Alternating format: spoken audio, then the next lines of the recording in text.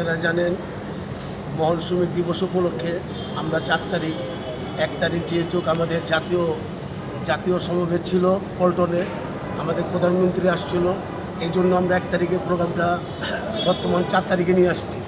ইনশাল্লাহ আজকে আপনারা সম্পূর্ণ আমাদের অনুষ্ঠান শেষ পর্যায়ে 3টা দিকে আমাদের অনুষ্ঠান শুরু হবে।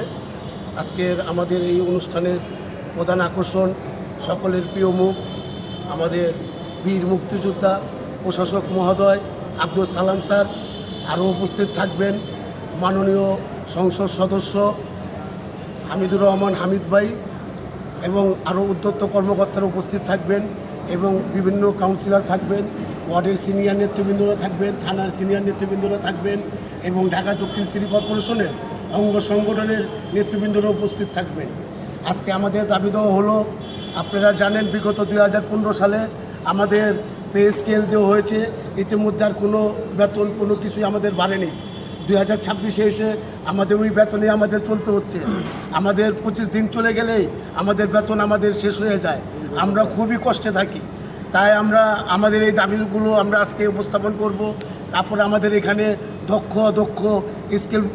দক্ষ মাস্টারুল আছে, তাদেরকে কিভাবে স্কিলমুক্ত করা যায় সে ব্যাপারে আমরা আজকে আলোচনা করব। তারপর আপনারা জানেন 62(4) ক ধারা, 64(4) ক ধারা, এই আইনটা বিগত দিনে ফ্যাসিস্ট সরকার শেখ তাপস নিরীহ মানুষদের চাকরিচ্যুত করেছে, যেটা অন্যায়। আমরা এই আইন অচিরেই এই আইনটা বিলুপ্ত করার জন্য আজকে আমরা এগুলো উপস্থাপন করব। এই বলে আমি ধন্যবাদ জানাই সকলকে এবং আপনি সাংবাদিক আপনাকেও ধন্যবাদ জানাই। আসসালামু আলাইকুম।